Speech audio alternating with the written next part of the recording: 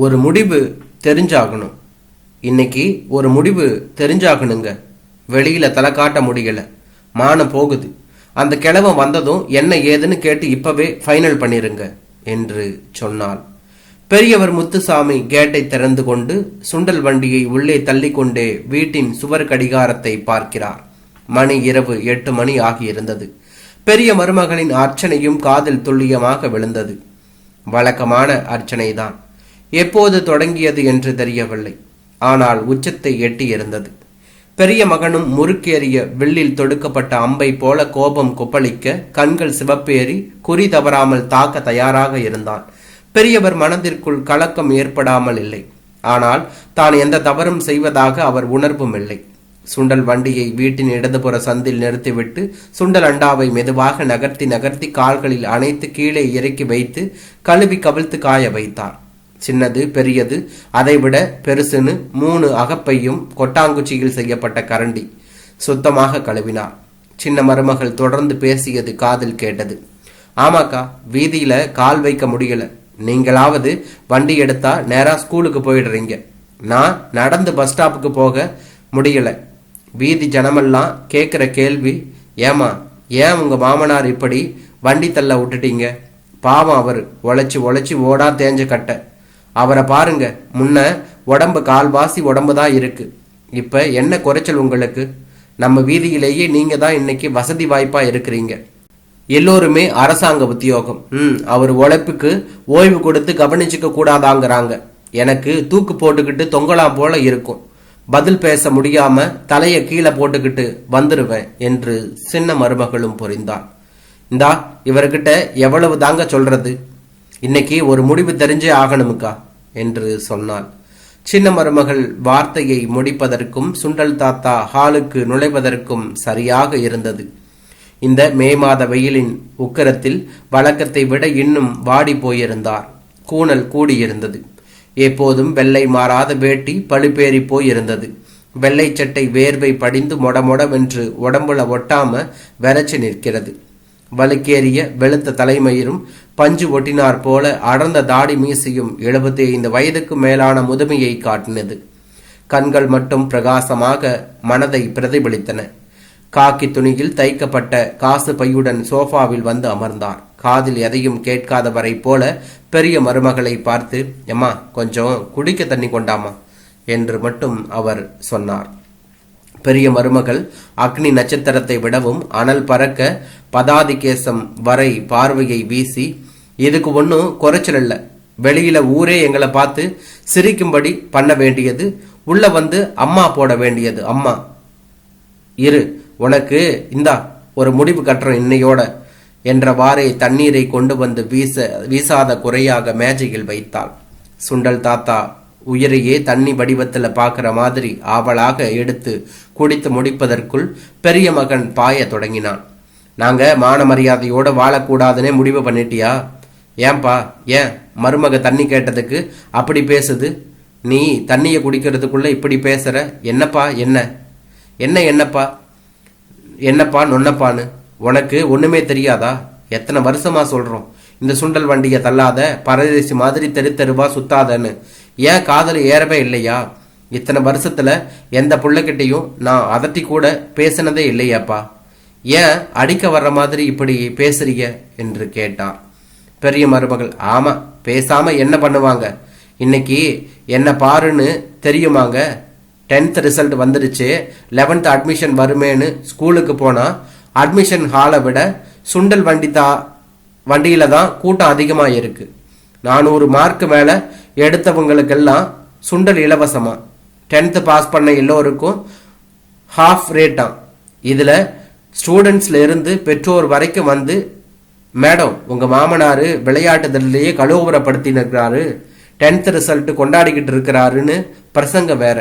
பெரிய மருமகள் சொல்லி முடிப்பதற்குள் சுண்டல் தாத்தா கலகலவென சத்தமிட்டு ஒரு யோகியை போல வாயை பிளந்து சிரித்தவர், ஆமாமா ஆமா, இன்னைக்கு கொண்டாடிட்டு தான் வந்தேன்.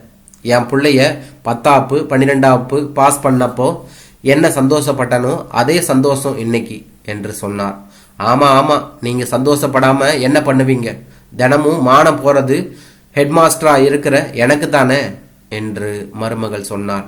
இதில் என்னம்மா இருக்கு? நீ உன் வேலைக்கு போற, நான் ஏன் வேலைக்கு போறேன். இதில் என்னம்மா மானம் போகுது? நீ இப்பதாம்மா அங்கே ஹெட் மாஸ்டரு. எனக்கும் அந்த பள்ளிக்கூடத்துக்கும் 35 வருஷ உறவு இருக்குமா என்று சொன்னார். இளைய மகன், பாத்தியாண்ண, இப்படிதான் இந்த ஆளு எதுக்கு எடுத்தாலும் விளக்கமும் வெதண்டாவாதமும் பேசுறதே பொழப்பா போச்சு என்று சின்னவனும் சொன்னான். இங்க பாரியா, நீ இனிமே உன் வேலைக்கு போக வேணாம்னு தான் சொல்றோம். அது எங்க கௌரவத்தை மான மரியாதையை குழி தோண்டி புதைக்கிற மாதிரி இருக்கு என்று சொன்னான். நான் உழைக்கிறது எப்படி உங்களோட எனக்கு புரியல. உனக்கு புரியாதுப்பா, புரியாது. நான் யாருப்பா? நான் யாருயா? இந்த மாவட்ட திட்ட அலுவலர். அவரு ஆர்ஐ, அவங்க ஹெட் மாஸ்டர். என் பொண்டாட்டி விஓஓ. இதெல்லாம் விடியா. இந்த புதுக்கோட்டையிலேயே பெரிய ஏரியா காமராஜர்புரம் தான். 36 வீதி. தினமும் பரதேசி மாதிரி சுண்டல் வண்டியை தள்ளிக்கிட்டு சுத்தரி இல்லை. எந்த வீதியிலாவது இவ்வளவு பெரிய வீடு எவனாவது கட்டியிருப்பானாயா? சொல்லு.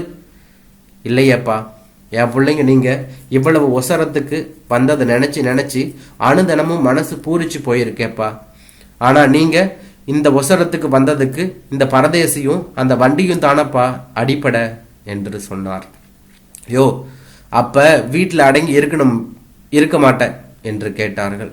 நான் என்ன சம்பாதிக்கவா போறேன்? 35-36 வருஷமா இந்த புதுக்கோட்டையில முக்காவாசி ஜனங்களோட ஒட்டி உறவா வாழ்ந்துட்டேன். தினமும் 20-25 மைல் நடந்து பழகிட்டேன். எப்படி என்னைய வீட்டில் அடைச்சி கிடக்க சொல்றீங்க? இந்த மே மாசத்துல பேர பிள்ளையெல்லாம் அம்மாச்சி வீடுகளுக்கு அனுப்பிட்டீங்க. அந்த புண்ணியவதியும் என்னை விட்டுட்டு போய் சேர்ந்துட்டான். அப்ப நீ சொல்றத கேட்க மாட்ட. அந்த வண்டி இருந்தா தானே போவ என கோபத்துடன் எழுந்தவன் வெளியில் சென்றான். சுண்டல் தாத்தா உட்பட எல்லோரும் பின்தொடர்ந்தார்கள். பூச்செடிக்கு அருகில் இருந்த கடப்பாரியை எடுத்து சுண்டல் வண்டியின் 2 சக்கரங்களிலும் மாறி மாறி அடித்தான். பெரியவர் தனது கால்களை அடித்து நொறுக்குவது போலவே உணர்ந்தார். வண்டி நிலை குலைந்து சரிந்தது. இதுதானே கைப்பிடி என்றவாறே அதில் அடித்தான். அதில் ஒரு பக்க பிடிமானம் இழந்து தொங்கியது. தன் கை வெட்டப்பட்டு தொங்குவது போல துடித்தார். சலனமற்ற ஊமையானார் சுண்டல் தாத்தா.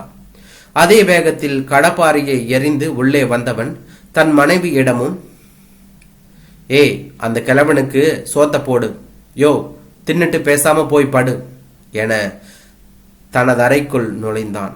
பெரியவருக்கு தலை சுற்றியது. தன்னுயிர் தன்னை விட்டு பிரிவது போலவே உணர்ந்தார்.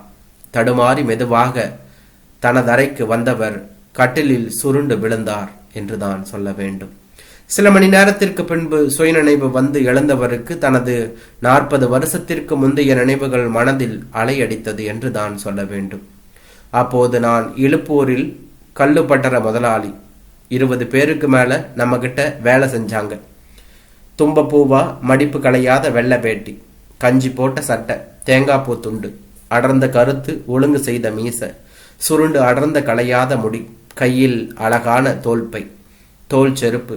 முத்துச்சாமி கல்லுனா எண்ணிக்கைய கேட்டுட்டு கல்லா பார்க்காம எண்ணி கொடுப்பாக காசை திருச்சியில. தொழில் நனைஞ்சி பிழைப்பு கேள்விக்குறியான அப்பதான் மூத்த 2 பொம்பளை பிள்ளைங்களோட 3 வயசுல பெரிய பயலாயும் கைப்புள்ளையா சின்ன பயலையும் கூட்டிக்கிட்டு இந்த காமராசபுரத்துக்கு வந்தோம். கட்டட வேலை, இரும்பு வேலைன்னு என்னென்னமோ செஞ்சு பார்த்து எவங்கிட்டையும் அடிமையா கை கட்டி சம்பளம் வாங்கக்கூடாது, மானத்தோட சுயமா வாழணும்னு தான் இந்த சுண்டல் தொழில் ஆரம்பிச்சேன். 10 காசு 20 காசு நானு ஆரம்பிச்சது. இன்னைக்கு அதே கரண்டி அதே சுண்டல் 2 ரூபா 4 ரூபா 5 ரூபாய்னு விற்கிறேன். 2 மகள்கள் டீச்சருக்கு படிக்க வச்சு இவனுங்க உதவி இல்லாமல் கட்டி கொடுத்தேன். இத்தனை வருஷமா மானத்தோட தான் வாழ்ந்தேன். இவங்களுக்கு எப்படி இது மானத்தை வாங்குற தொழிலா மாறுச்சு நினைச்சு படபடத்தது. வேர்வை சலன்னு கொட்டது. மயக்கமா, பசியா, தாகமா, இனம் புரியல. மீண்டும் புழுவாய் சுருண்டு விழுந்தார். தனது அறையிலிருந்து வெளியில் வந்த சின்ன மருமகள் ஹாலில் காய்ந்து கிடந்த சோற்றை எடுத்து அடிப்படையில் வைத்தாள். பெரியவரின் அறைக்குள் நுழைந்தவள் திமிரப்பாறு கிளத்துக்கு என்றவாறே விளக்கை அணைத்து கதவை சாத்திவிட்டு தனது அறைக்கு சென்றார்.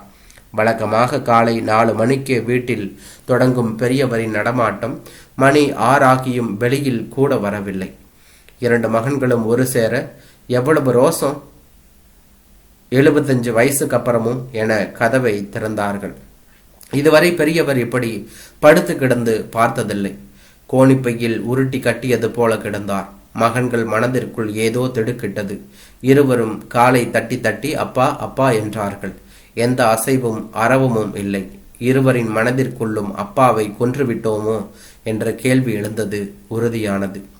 6 மணிக்கு பரவிய சுண்டல் தாத்தாவின் மரண செய்தி 10 மணிக்கெல்லாம் வீதி நிறைந்த கூட்டமாக மாறியது என்று தான் சொல்ல வேண்டும்.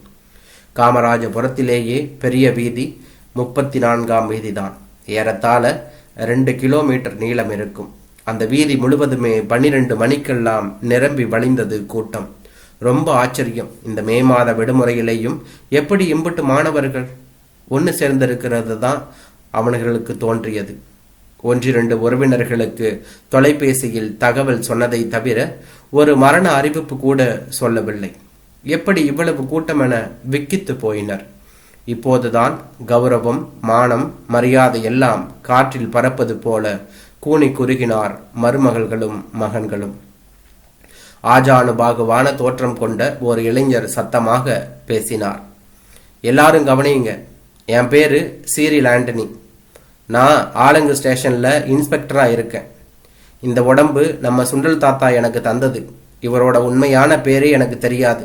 ஆனா தினமும் எனக்கு இலவசமா சுண்டல் தந்து கிரவுண்டுக்கு போக சொல்லுவாரு. நான் இன்ஸ்பெக்டரா செலக்ட் ஆன உடனே முதல்ல இவரை தான் வந்து பார்த்து காலில் விழுந்து ஆசிர்வாதம் வாங்கினேன். என்ன மாதிரி எத்தனையோ பேர், ஏன் நம்ம எல்லோருமே ஏதோ ஒரு வகையில் இவர்கிட்ட பயனடைஞ்சிருக்கிறோம். அதனால சுண்டல் தாத்தாவோட இறுதி சடங்கை நாமளே செய்யறோம். உங்களால முடிஞ்சதை என்கிட்ட கொடுங்க என்று சொன்னார். 1 மணி நேர இடைவெளியில் சிறில் கையில் 50,000த்திற்கும் மேலாக பணம் சேர்ந்து விட்டது என்று தான் சொல்ல வேண்டும். பெரியவரின் வாரிசுகள் அவமானத்தில் புழுங்கினார்கள். செய்வது அறியாமல் திகைத்தார்கள் என்று தான் சொல்ல வேண்டும். சில இளைஞர்களிடம் வேலைகளை எல்லாம் பகிர்ந்து ஒப்படைத்தார். 3 மணிக்கெல்லாம் தேர் அலங்காரத்தோடு இறுதி ஊர்வல வண்டி வந்து நின்றது. சுண்டல் தாத்தாவிற்கு முகம் மலித்து சந்தன சோப்பில் குளிக்க வைத்தார்கள். பட்டு வேட்டி பட்டு துண்டால் அலங்கரித்தார்கள். 2 மகன்களின் கோடி மட்டும் பெரியவர் மீது போட்டார்கள். 4 மணிக்கெல்லாம் இறுதி ஊர்வலம் போஸ் நகர் சுடுகாட்டை நோக்கி புறப்பட்டது. பெருஞ்சனத்திரளோடு மாணவர்கள் பெரும் படையும் ஊர்வலமாக பெரியவரின் பூத உடலை பின்தொடர்ந்தன என்று தான் சொல்ல வேண்டும். கூட்டத்தில் ஒருவர், எங்க ஆத்தா காய்கறி கடை வச்சிருந்தாரு, சின்ன வயசுலேயே போயிட்டாரு. எங்க அம்மாவுக்கு வெளிப்பழக்கம் எதுவும் இல்லை. ஏதோ 4 வீட்டில் வேலை செஞ்சுதான் எங்களை காப்பாத்தினாங்க. அப்பவெல்லாம் இந்த சுண்டல் தாத்தா என்னை கூப்பிட்டு ஒரு ஈய கிண்ணத்தை எடுத்து வர சொல்லி அது நிறைய சுண்டல் போட்டு தந்து எங்க பசி ஆத்தினாரு. காசு எதுவும் பெருசா கேட்க மாட்டாரு. இன்னைக்கு எங்க ஆத்தா காய்கறி கடை வச்சிருந்த அதே இடத்துல பெரிய மளிகை கடை வச்சிருக்கேன். இவரு பசியாத்தி உசுரை காப்பாத்தி வச்சதுனால தான் சாத்தியமாச்சு. காலையில கடை திறக்க போனேன். இவரு டெத் ஆயிட்டாருன்னாங்க. கடையை சாத்திட்டு வந்துட்டேன் என்றார்.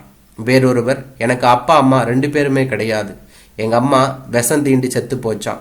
எங்க அப்பா குடிச்சே செத்து போனான். எங்க பாட்டி தான் என்னை வளர்த்தாங்க. பெருசா ஒன்றும் வருமானம் இல்லை. நிறைய நாள் சுண்டல் தான் எங்க 2 பேருக்குமே 3 வேளை சாப்பாடு. ஒரு தடவை 8th ஸ்பெஷல் ஃபீஸ் 5 ரூபா கூட இவரை தான் கட்டினாரு என்றார். இப்படி ஒவ்வொருத்தரும் பலவிதமாக அவங்க அனுபவத்தை சொல்லிக்கிட்டே போறாங்க. அதுக்கு உள்ள ஒருத்தர், சுண்டல் தாத்தா இந்துவா முஸ்லிமா கிறிஸ்டினான்னு தெரியாது, ஆனா எல்லோரோட மனசுலையும் இடம் பிடிச்சிட்டாரு பாருங்க.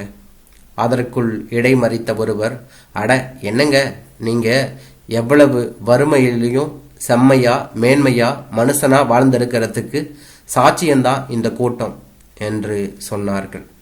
பக்கத்தில் வந்தவர், எல்லாம் அவரோட உழைப்புங்க. நேத்து கூட வியாபாரத்துக்கு வந்தவருங்க இன்னைக்கு செத்து போயிட்டாருங்கிறாங்க. என்னால நம்பவே முடியல என்றதும் மகன்கள் இருவருக்கும் பழுக்க காய்ச்சிய இரும்பு கம்பிகளை இதயத்தில் சொருகினார் போல இருந்தது. வலியை மறைத்து கொள்ளவும் முடியவில்லை, வெளியே சொல்லிவிடவும் முடியவில்லை. இருவர் மனதிற்குள்ளும், நாம் உயிரோட பிணங்களாக நடந்து போறோம், அப்பா உயிரின்றி மேன்மை மிக்க மனிதனாக வாழ்ந்து போகிறார் என எண்ணினார்கள் என்றான்.